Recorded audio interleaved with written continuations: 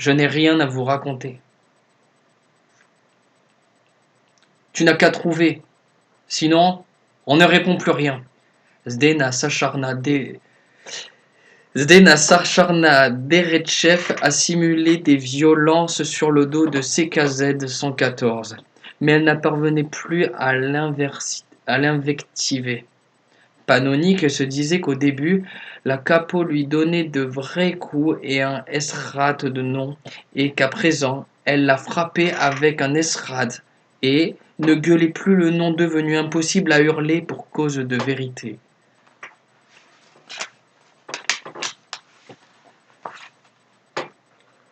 Pour échapper à des pensées qui ne débouchaient finalement sur rien, CKZ-114 décida de se trouver vers EPJ 327. Se sentir aimé par quelqu'un de bien lui était un puissant réconfort. Il recherchait toujours sa présence. Dès qu'il en avait l'occasion, il lui parlait. Il comprenait qu'il aimait l'amour dont il l'enveloppait. Il lui en savait gré. C'était devenu sa raison de vivre. J'ai davantage envie de vivre depuis que je vous connais, donc singulièrement depuis que je suis prisonnier. Peut-être ne direz-vous pas que cela si vous me connaissez vraiment. Pourquoi supposez-vous que je ne vous connais pas vraiment? Pour me connaître vraiment, vous n'aurez dû me reconnaître dans des circonstances normales. J'étais très différente avant la rafle. En quoi étiez-vous différente? J'étais libre. Je pourrais vous dire que cela tombe sous le sens. Je préfère vous dire que vous l'êtes toujours. Aujourd'hui, je m'efforce d'être libre. Ce n'est pas pareil. Admettons. J'étais futile aussi parfois. Nous l'étions tous. Nous avions raison. Profiter des futilités de la vie, c'est un joli talent. Cela ne me dit toujours pas en quoi vous étiez si différent avant concentration. Ma foi, je ne trouve pas les mots. Vous pouvez me croire pourtant. Je vous crois. Mais la personne que je côtoie ici est une vraie personne, même si les circonstances sont inadmissibles. Je peux donc considérer que je vous connais vraiment, peut-être mieux que si vous avez rencontré en temps de paix. Ce que nous vivons est une guerre. La guerre révèle la nature profonde des êtres. Je n'aime pas cette idée. Cela suggérerait que nous avons besoin d'épreuves. Je pense que la guerre révèle suffisamment l'une de nos natures profondes. J'aurais préféré vous montrer ma nature profonde de paix. Si par miracle nous survivons à ce cauchemar, me montrez-vous votre nature profonde de paix? Si j'en suis encore capable? Oui. Zdena observait ce rapprochement. Elle n'aimait pas ça. Ce qui l'enivrait le plus était de penser que lui, qui n'était rien, qu'elle pouvait battre à volonté, envoyer à la mort si cela lui chantait, avait le pouvoir le plus grand, celui de plaire. Elle ne savait à quel degré, à celle qui l'obsédait. Zdena fut tentée de traîner EPJ 327 dans la file des condamnés. Pourquoi ne pas tout simplement éliminer son rival? Ce qui l'en dissuada fut de comprendre qu'il n'était pas son rival. Elle n'était pas en lice avec lui. Sans doute serait-il plus intelligent d'étudier les méthodes de cet homme. Hélas, elle avait remarqué qu'il était de ceux qui séduisaient par la parole. Et là, Zdena se sentait en position d'infériorité. La seule fois de sa vie où elle s'était crue éloquente, c'était devant les caméras de concentration, quand il s'était agi de se présenter au public. Elle avait vu le résultat.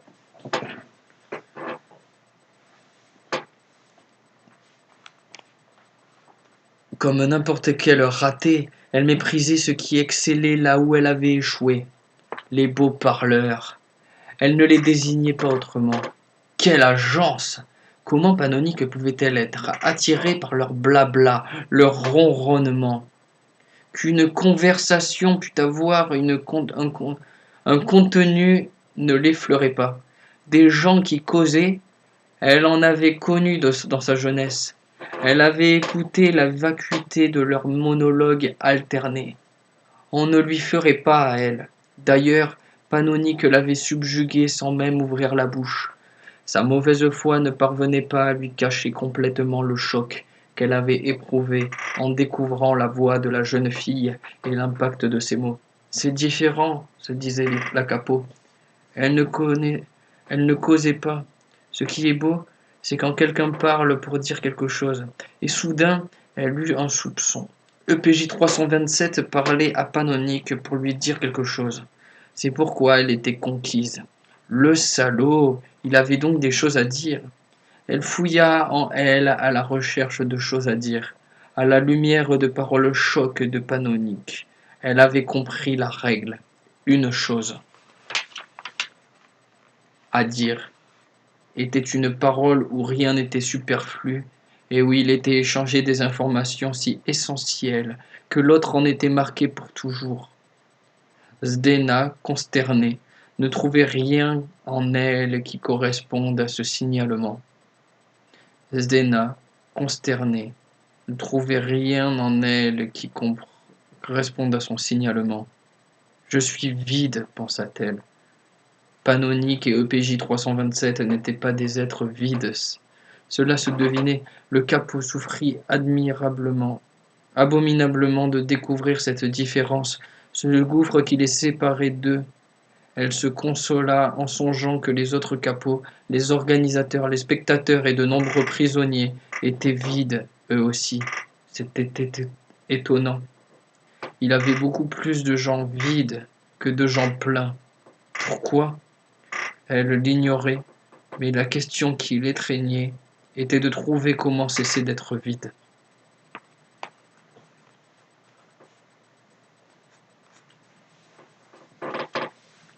Les prisonniers étaient les seuls êtres humains à ne jamais avoir vu.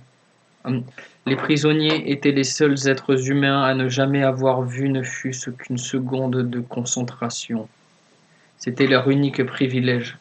Je me demande quelle séquence intéressante le public. Je me demande quelle séquence intéresse le plus le public, dit MDA 802 pendant le dîner. Je suis sûr que ce sont les passages de mise à mort, dit un homme. C'est à craindre, enchaîna Panonique. Les violences aussi, dit une femme. Les schlags, les hurlements, ça doit les défouler. Certainement, dit MDA 802. Et les séquences émotions, là, ils doivent se pourlécher. Selon vous, demande PJ 327, qui sont les plus coupables?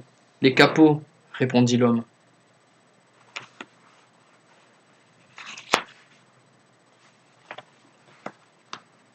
Non, les organisateurs, intervint quelqu'un qui ne parlait jamais.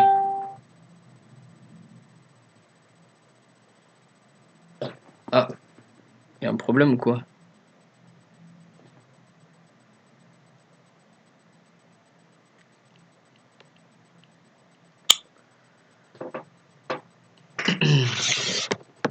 Je crois que, attendez, il y a un problème sur le live.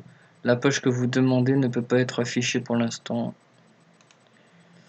Ok, bon bah j'ai pas eu de problème.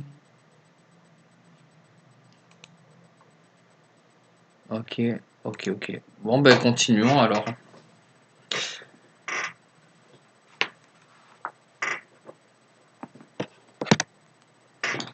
On va continuer.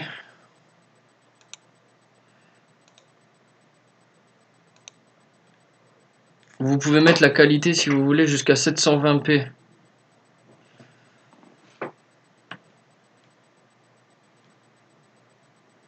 Pour voir ma tête et tous mes boutons de qualité quoi. Ok, continuons ce défi de 1 heure de lecture par jour. Aujourd'hui, Amélie Nothomb. Depuis hier, j'en suis à la moitié. Ce défi me permet de développer ma capacité orale. Voilà. Et de surpasser cette lacune. Voilà. Donc du coup, 1 heure par jour au minimum de lecture. Voilà. Aujourd'hui, c'est le deuxième live. Vous faites ce que vous voulez. Vous me suivez pas. Je m'en bats les steaks. En tout cas, c'est une pression pour moi. C'est parti, continuons. Acide sulfurique, Amélie Nothomb. Troisième partie. Les hommes politiques qui n'interdisent pas une telle monstruosité, dit MDA 802. Et vous, Panonique, qu'en pensez-vous interrogea EPJ 327. Il y eut un silence. Comme chaque fois, l'attention se dirigeait vers la jeune fille.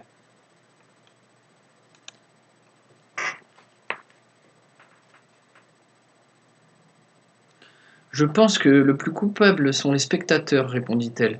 N'êtes-vous pas un peu injuste demanda l'homme. Les gens rentrent dans leur journée de travail, ils sont épuisés, mornes, vidés.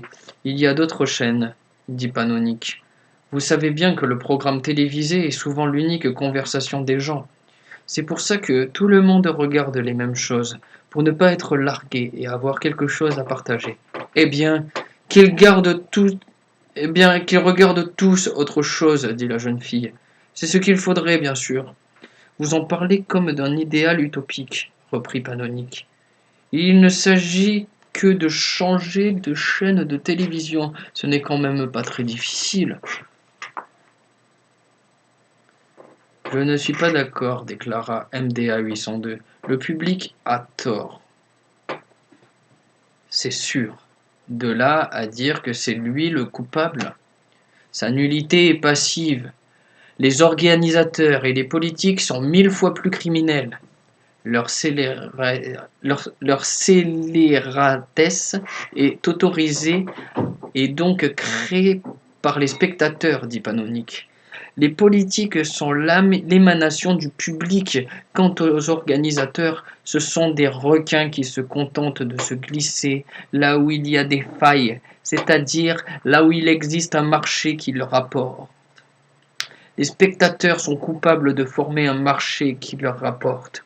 Ne pensez-vous pas que ce sont les organisateurs qui créent le marché, comme un publicitaire crée un besoin? Non, l'ultime responsabilité revient à celui qui accepte de voir un spectacle aussi facile à refuser. Et les enfants, dit la femme, ils rentrent de l'école avant les parents qui n'ont pas forcément les moyens de leur payer une garde. On ne peut pas contrôler ce qu'ils regardent à la télévision. Voyez comment vous êtes, déclara Panonique, à trouver 1000 dérogations, 1000 indulgences, 1000 excuses et 1000 circonstances atténuantes, là où il faut être simple et ferme. Pendant la dernière guerre, ceux qui avaient choisi la résistance savaient que ce serait difficile, voire impossible. Et pourtant, ils n'ont pas hésité. Ils ne sont pas perdus en tergiversant. Ils ont résisté pour cette unique raison qu'il n'y avait pas moyen de faire autrement. Soit dit en passant, leurs enfants les ont imités. Il ne faut pas prendre les enfants pour des idiots. Une gosse éduquée fréquemment n'est pas le crétin qu'on tente de nous imposer. Vous avez un projet de société, Panonique? Ironisa l'homme. Même pas.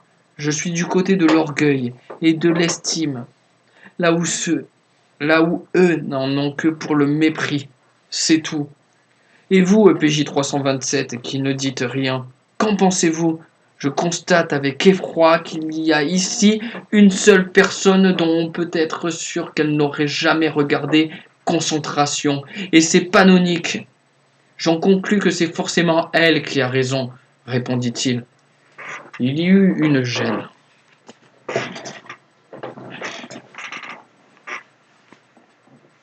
Vous non plus, vous n'auriez jamais regardé Concentration, dit Panonique, et EPJ 327 en aparté. Je n'ai pas la télévision. C'est une raison excellente. Vous ne vous en êtes pas vanté. Pourquoi? C'est vous le porte-drapeau. Mais j'ai eu un peu trop l'air de ce que je suis, un professeur. Il n'y a pas à en rougir, non. Mais pour galvaniser les gens, l'idéal, c'est vous.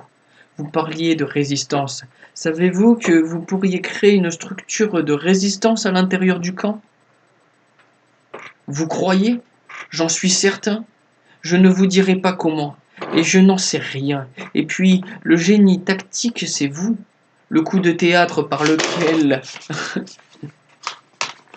par lequel vous avez sauvé la vie de MDA 802, je ne l'aurais jamais trouvé. Je n'en ai rien d'un génie. Là n'est pas la question. Je compte sur vous. Le sauvetage de MDA 802 n'avait pas été prémédité, pensait-elle. Les stratégies les venaient dans l'instant inspirées par la tension du moment. Le reste du temps, ses pensées ne différaient guère de celles des autres prisonniers. Confusion, peur, faim, fatigue, dégoût. Elle s'appliquait à évacuer toutes ces rémunérations et les remplacer par de la musique, le quatrième mouvement de la symphonie pour orgue de Saint-Snaïs, pour se donner du cœur au ventre. L'andante de la 10e symphonie de Schubert pour se donner du cœur à la tête. Le lendemain, à l'inspection matinale, Panonique eut soudain la conviction d'être filmée. La caméra était braquée sur elle et ne lâchait pas. Elle le sentait, elle en était sûre. Une partie de son cerveau lui dit que c'était du narcissisme enfantin. Quand elle était petite, elle avait souvent cette impression qu'un œil, Dieu, la conscience, la suivait. Grandir, c'était entre autres cesser de croire aux choses pareilles. La partie héroïque de son être lui ordonna pourtant d'y croire, au contraire, et d'en profiter très vite. Sans plus attendre, la jeune fille dirigea sur son visage vers les caméras supposées et clama haut et fort. Spectateurs, éteignez vos télévisions. Les pitres coupables, c'est vous. Si vous n'accordiez pas une si large audience à cette émission monstrueuse, médiocre, il n'existerait plus depuis longtemps. Les vrais capots, c'est vous. Et quand vous nous regardez mourir, les meurtriers, ce sont vos yeux. Vous êtes notre prison. Vous êtes notre supplice. Puis, elle se tut et maintint ses pupilles incendiées. Le capot Jean l'avait maintenant rejointe et la giflait comme pour la décapiter. Le capot Zdena, furieuse qu'on empiète sur ses plates-bandes, vint l'arrêter et lui murmura à l'oreille. Ça suffit, les organisateurs sont dans le coup. Le capot Jean la regarda avec stupéfaction. Ils ne savent plus quoi inventer, cela, dit-il en s'en allant. Zdena remit la jeune fille dans un rang et lui chuchota, les yeux dans les yeux. Bravo, je pense comme toi.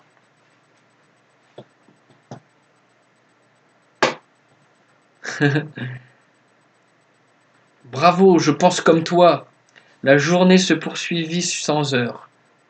Panonique était galvanisée et ahurie de l'absence de sanction qui avait résulté de son coup d'éclat. Elle se disait qu'elle ne perdait peut-être rien pour attendre. L'effet de surprise qui avait joué ne la percevrait pas éternellement. Les prisonniers avaient pour elle les regards atterrés et admiratifs que l'on réserve aux fous géniaux qui se condamnent à mort pour leur comportement démentiel. Elle lisait dans leurs yeux cette sentence et se sentait encore plus confirmée dans ce choix. Et Zdena, approuvant son invectivité au public, c'était l'hôpital qui se moquait de la charité. Le soir, au dîner, l'unité de Panonique s'étonna qu'elle fût toujours vivante. « Peut-on savoir ce qui vous a pris » demanda MDA 802. « Je me suis souvenu de cette phrase d'un héros algérien, dit Panonique. Si tu parles, tu meurs. Si tu ne parles pas, tu meurs. Alors parle et meurs. Tâchez quand même de vous préserver, dit EPJ 327. Nous avons besoin de vous vivante. Vous me désapprouvez demande la jeune fille. Je vous approuve et je vous admire. Cela ne m'empêche pas d'avoir peur pour vous. Constatez que je ne me suis jamais mieux porté, et cela n'a pas dissuadé le Capos-Dena de me glisser en poche le chocolat quotidien, dit-elle en distribuant les carrés. Sans doute n'a-t-elle pas encore reçu d'instructions à votre sujet. Savez-vous qu'elle ne les a pas entendues pour me féliciter?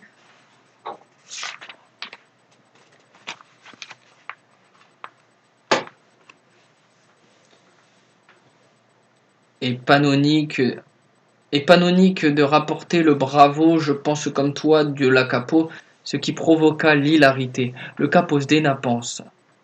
Et elle pense comme notre figure de proue. Elle est des nôtres. Nous, nous en étions toujours doutés. Et sa manière de nous gueuler dessus et de nous cogner, c'est une âme sensible. Cela dit, remarqua Panonique, nous lui devons une fière chandelle. Sans son chocolat, nombre d'entre nous seraient déjà morts de faim. Nous connaissons le motif de sa générosité, grâce à EPJ 327. Panonique se sentit mal à l'aise, comme à chaque fois que PJ 327 se permettait un commentaire sur la passion de Zdena l'entourait. Lui qui était la noblesse même, perdait la moindre trace de grandeur d'âme quand il était question de Zdena.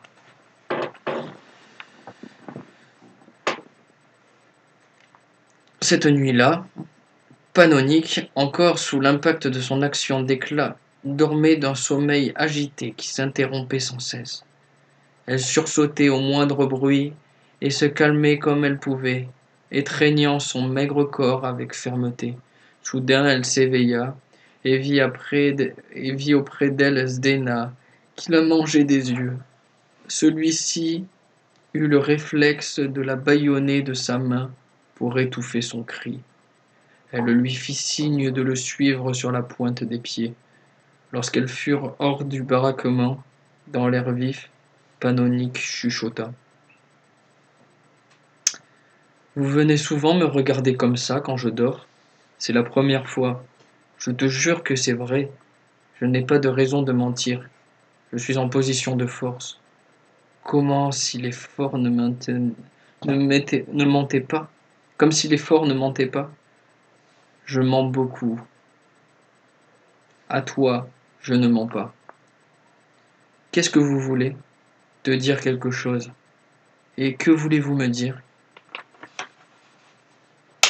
Comment avez-vous pu signer un contrat pareil? C'était la première fois qu'on voulait de moi. Ça vous a suffi? Oui. Une pauvre fille dans tous les sens du terme, songea Panonique. Je continuerai à t'apporter du chocolat. Tiens, je t'ai gardé du pain dans mon repas. Elle lui tendit un pain rond et doré, autre chose que l'horrible miche rassaside des repas des détenus. La jeune fille regarda l'aliment en salivant. La faim l'emporta sur la peur.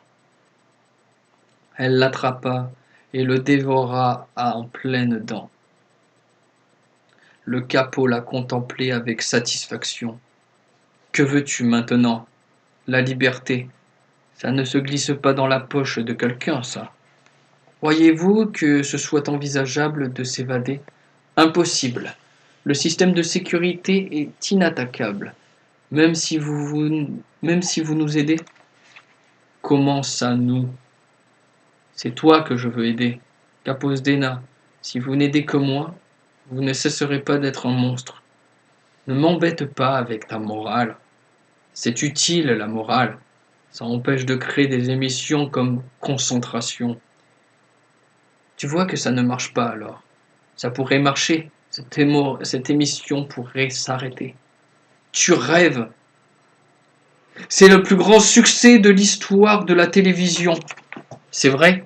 Chaque matin, nous regardons le taux d'audience de la veille. C'est à tomber par terre. Panonique ne se tue pas de désespoir. Tu as raison, les spectateurs sont des ordures. Ça ne vous excuse pas, Capos-Dena. Je suis moins monstrueuse qu'eux. Prouve-le. Je ne regarde pas concentration. Vous avez de l'humour grâce à Panonique, écœuré.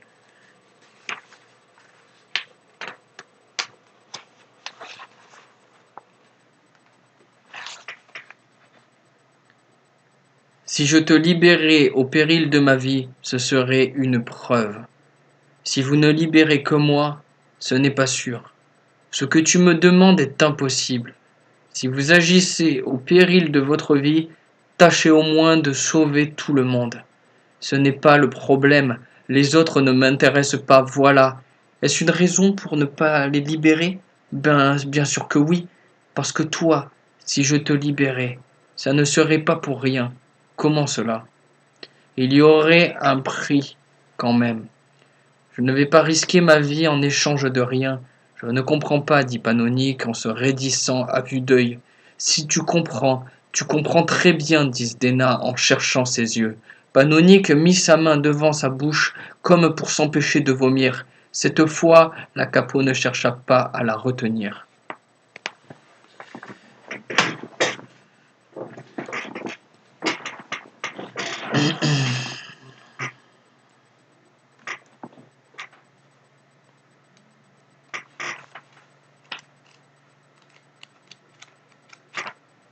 Euh, là, je vais boire un coup. Je vais boire un peu d'eau.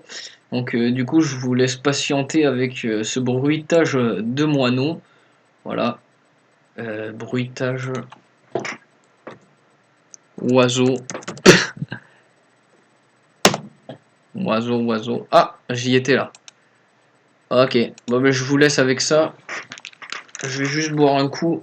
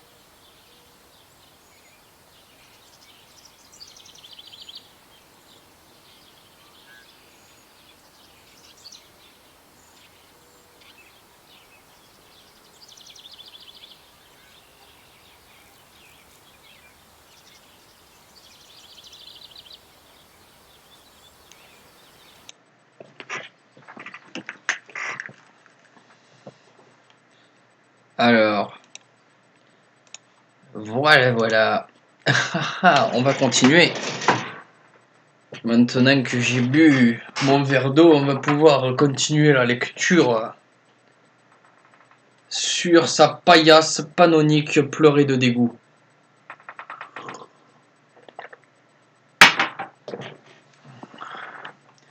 Voilà.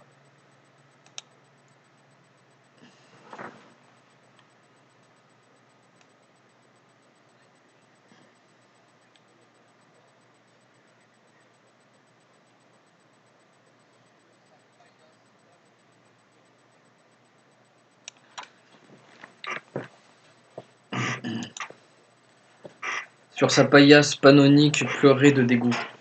Dégoût pour l'humanité qui assurait un succès aussi scandaleux une émission pareille. Dégoût pour l'humanité qui comptait une Zdena. Et dire qu'elle avait vu en elle une paumée, une victime du système, elle était encore pire que le système qui lui avait donné naissance. Dégoût pour elle-même, enfin, qui éveillait de tels désirs chez un être vulgaire. Panonique n'avait pas l'habitude d'un tel dégoût. Cette nuit-là, Elle souffrit comme une bête. La Caposdena rejoignait son lit avec des impressions qu'elle ne parvenait ni à identifier ni à départager. Il lui semblait qu'elle était plutôt contente. Elle ne savait pas pourquoi, peut-être parce qu'elle avait eu une longue conversation avec celle qui l'obsédait, qui s'était plutôt mal terminée, mais c'était prévisible, et puis ça changerait. N'était-il pas normal qu'elle pose une condition à sa libération? Au fond d'elle, il y avait un désespoir qui n'osait pas dire son nom. Au fil des heures de la nuit, il remonta à la surface. La tristesse, peu à peu, laissa place à la rancœur. C'est moi qui pose mes conditions, et tant pis si ça ne plaît pas à mademoiselle. Le pouvoir est au fort, un prix est un prix. Si tu veux la liberté, tu te soumettras. Ce ressentiment ne tarda pas à culminer dans une sorte de transe jouissive. Si je te dégoûte, c'est encore mieux. Ça me plaît de te déplaire. Et le prix à payer ne m'en plaira que plus. Le lendemain, EPJ 327 vit que Panonique avait des cernes sous les yeux. Il ne s'aperçut pas que le capot en avait aussi. Il remarqua par ailleurs que celle-ci se montrait plus distante envers Panonique et en conçut un certain soulagement. Mais pourquoi l'égérie des prisonniers avait-elle l'air si accablée, si désespérée? Cela ne lui ressemblait pas. Jusqu'ici, même aux jours les plus durs, elle conservait intactes les forces de ses yeux. Aujourd'hui, elle était éteinte. Il n'eut aucune possibilité de lui parler avant le soir.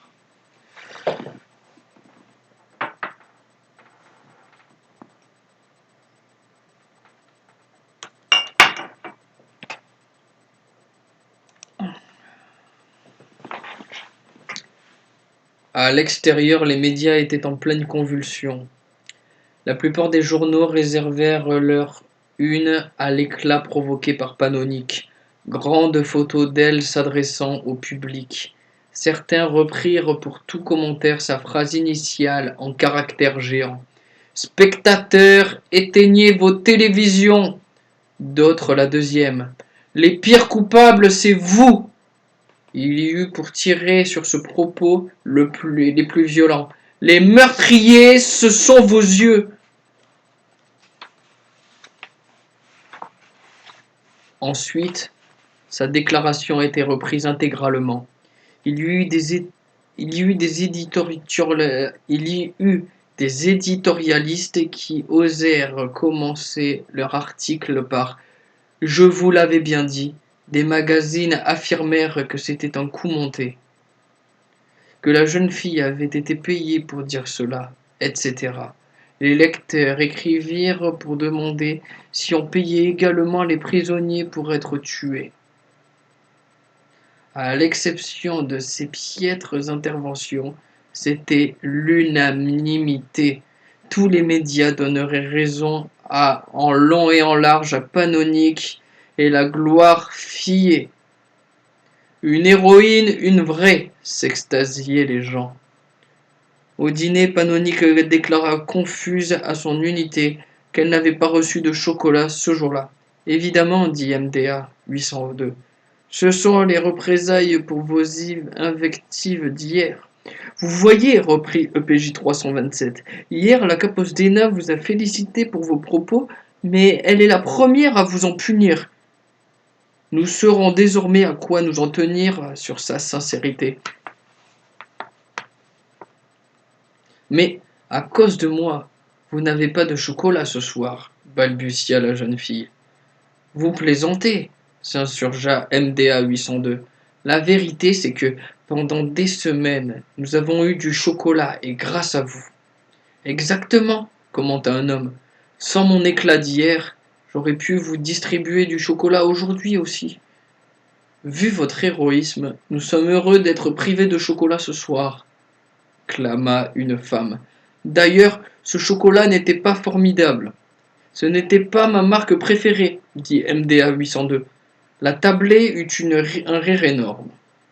Merci, mes amis, murmura Panonique, honteuse soudain en songeant au pain frais qu'elle avait dévoré la veille sur une pensée pour ses camarades. Ses remords furent tels qu'elle donna aussitôt sa tranche de pain rassis à partager aux siens et se jetèrent dessus sans poser de questions.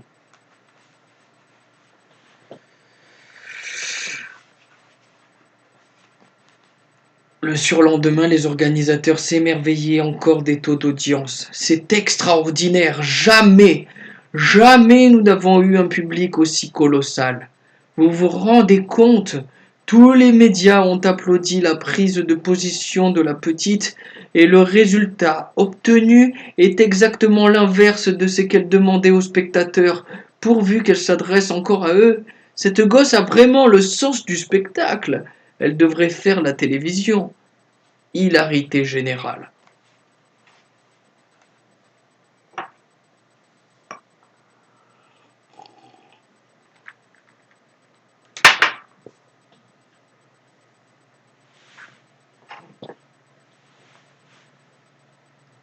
Le Capozena continuait à ne plus glisser de chocolat dans la poche de Panonique. L'audience de concentration continuait de croître. Si la jeune fille avait su que son courage avait eu cette conséquence, cela eût porté à son comble un désespoir déjà intolérable. Les journalistes remarquèrent la triste mine de l'égérie. Beaucoup de médias évoquèrent le probable châtiment qu'avait dû lui valoir sa déclaration. Nous devrions d'autant plus suivre la consigne de Panonique qu'elle a payé cher son héroïsme. L'audience de l'émission s'en accrut. Un éditorial releva ce phénomène. Vous êtes tous ignobles. Plus vous êtes indignés, plus vous regardez.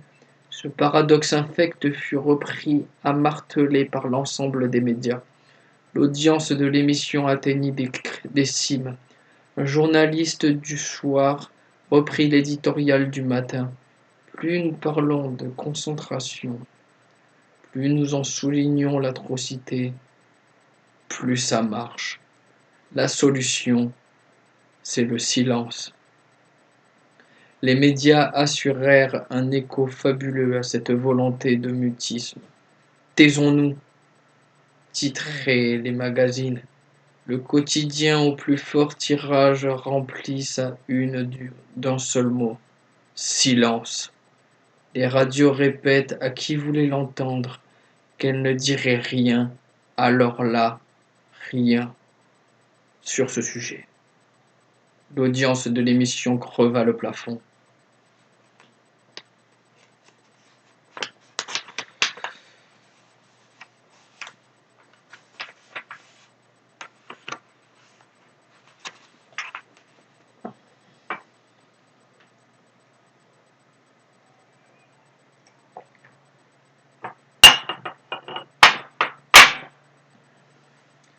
Toujours pas de chocolat? Demanda un soir à Panonique un homme de la tablée. Taisez-vous! Lui ordonna MDA 802. Désolé, répondit la jeune fille. Ça n'a pas d'importance, dit fermement EPJ 327. Panonique savait qu'il mentait. Ce chocolat lui manquait douloureusement. Mine de rien, ces quelques carrés quotidiens avaient constitué pendant des semaines l'essentiel de leur apport énergétique. Et ce n'était pas le minable croûton de pain et le brouet clair qui pouvaient remplacer ces précieuses calories. Chaque jour qui passait, la jeune fille se sentait faible. Vous deviez à nouveau apostropher le public, dit EPJ à l'égérie.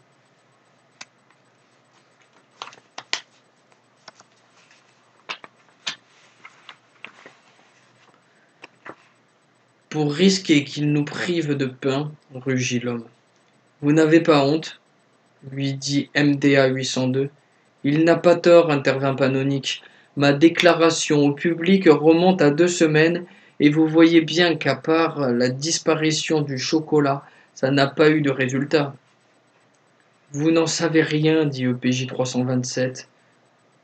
Nous n'avons aucune idée de ce que ça déroule à l'extérieur. Peut-être plus personne ne regarde-t-il l'émission. Peut-être sommes-nous à la veille de son annulation. Vous croyez demanda Panonique avec un sourire. Je le crois, dit MDA 802. Il y a un proverbe arabe qui me paraît de circonstance. Ne baisse pas les bras. Tu risquerais de faire 1 heure avant le miracle. Tu risquerais de le faire 1 heure avant le miracle. Le lendemain, Panonique murmura très vite à l'oreille de Zdena cette nuit. Le résultat ne se fit pas attendre. Vers 16 heures, la poche de la blouse fut lestée de 2 plaques de chocolat. Elle passa la journée dans une angoisse hideuse. Le soir, à table, quand elle montra le chocolat, il y eut des hurlements de joie. Le soir, à table, quand elle montra le chocolat, il y eut des hurlements de joie. La sanction est levée, cria quelqu'un. Plus bas, voyons. Pensez aux autres tablés, dit l'égérie. Et pourquoi n'exigez-vous pas davantage de chocolat s'insurgea celui qui avait été rappelé à l'ordre. Croyez-vous que je suis en position d'exiger dit-elle en sentant monter en elle la colère. Vous pourriez réfléchir avant de sortir de telles âneries, dit EPJ 327 à l'homme. Tant qu'à vendre ses charmes, autant fixer un prix exorbitant, non? Grâce à celui qui supportait pas d'être en tort, Panonique se dressa d'un bond. Et à votre avis, comment est-ce que je gagne ce chocolat? Écoutez, ça vous regarde. Ah non, dit-elle. Si vous le mangez, cela vous regarde aussi. C'est faux, puisque je ne vous ai rien demandé. Vous êtes pire qu'un souteneur. Dire que je risque ma vie pour vous rapporter de quoi manger à un être de votre espèce.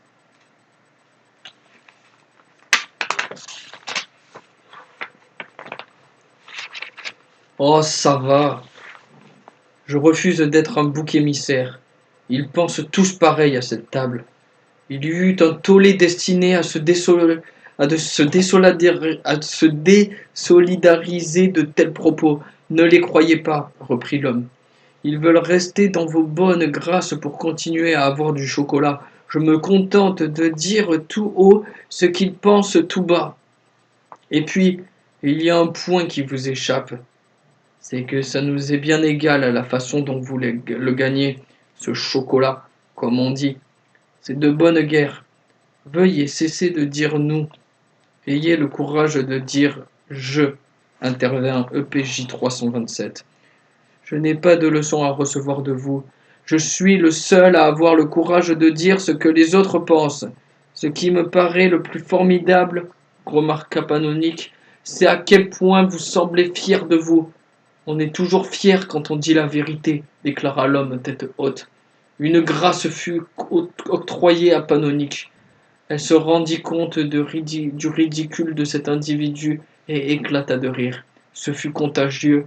La table entière se mit à rigoler aux dépens de ce personnage. C'est ça, riez, grinça-t-il. Je sais ce que je dis. Je dérange. Et désormais, je sais que je n'aurai plus de chocolat. Détrompez-vous, rétorqua Panonique. Vous continuerez à en recevoir ce que vous appelez votre part. Elle attendit que les autres soient au plus profond du sommeil pour sortir du baraquement et tomba nez à nez avec le capos d'Ena qui le guettait. On va dans ma chambre? On reste ici, répondit Panonique. Comme la dernière fois? C'est gênant.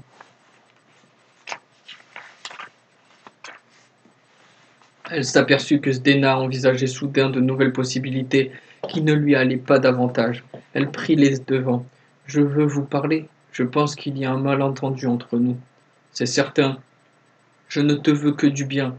Tu n'as pas l'air de le savoir. C'est un autre malentendu, Capos Zdena. J'aime quand tu m'appelles. Même si je préférerais que tu te passes de mon titre, j'aime quand tu prononces mon prénom. Panonique se promit d'éviter de la nommer désormais. Le capot se rapprocha. La jeune fille eut si peur qu'elle se mit à parler en tremblant. Le malentendu, c'est que vous vous trompez sur mon mépris pour vous. Tu ne me méprises donc pas. Vous vous fourvoyez sur la nature de mon mépris. Ça me fait une belle jambe ce que tu me racontes. Ce que je méprise en vous, dit Panonique, qui n'en pouvait plus de terreur, c'est votre usage de la force, de la contrainte, du chantage, de la violence. Ce n'est pas la nature de votre désir. Ah, tu aimes ce genre de désir. Ce qui me répugne en vous, c'est ce qui n'est pas vous. C'est quand vous vous conduisez comme un vrai capot. Ce n'est pas vous. Je pense que vous êtes quelqu'un de bien. Sauf que quand vous décidez d'être un capot, c'est compliqué tes histoires. Tu me fixes rendez-vous en pleine nuit pour ce charabia. Ce n'est pas du charabia. Tu espères t'en tirer à si bon compte. C'est très important que vous sachiez que vous êtes quelqu'un de bien. Dans l'état où je suis, je m'en fiche complètement. L'essentiel de vous brûle d'être estimé par moi. Vous aimeriez tant voir luire dans mon œil, pour vous, un feu qui ne devrait rien à la haine, un reflet dans lequel vous seriez grande et non misérable. Voir ça dans tes yeux ne m'offrirait pas pour autant ce que j'attends. Vous auriez mieux, infiniment mieux.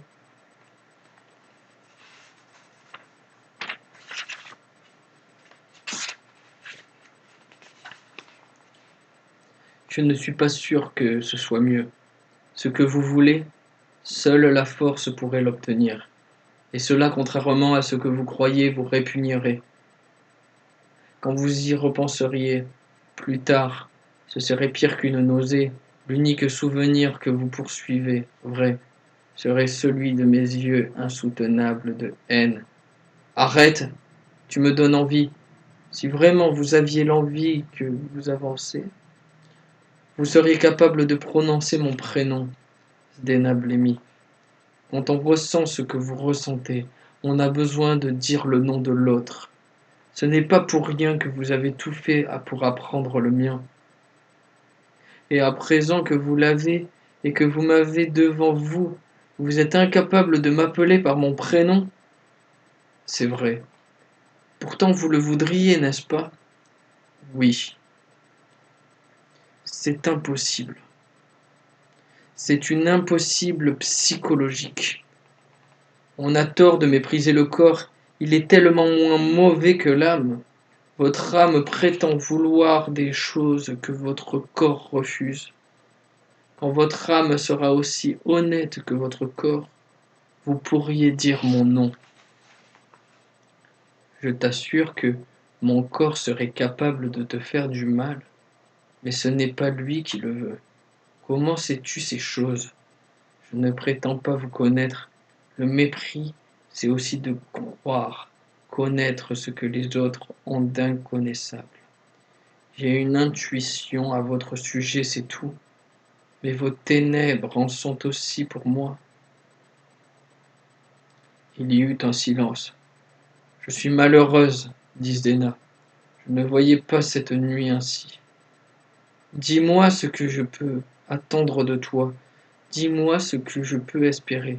Panonique la trouva émouvante pendant un quart de seconde. Vous pourriez dire mon nom en me regardant en face, pas plus. Si vous y parvenez, ce sera immense. Je n'imaginerai pas la vie comme ça, dit la capot déconfite.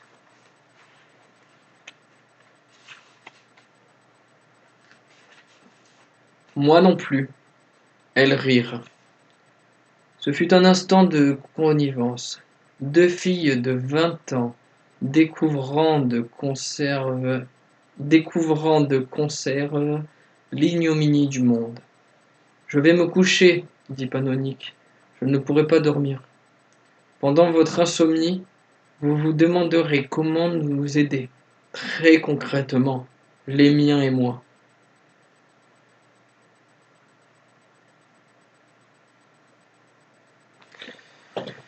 Voilà, ça fait 1 heure de lecture maintenant. Donc du coup, merci à ceux qui ont suivi. Et demain, 4e partie. Je crois que c'est la dernière partie. On est bientôt à la fin. Il y a combien de parties? 4, 5. Il y a 5 parties, je crois. Ouais. Voilà. Bon, ben, à plus tard. Hein. Je vous laisse sur cette musique d'oiseau. Salut!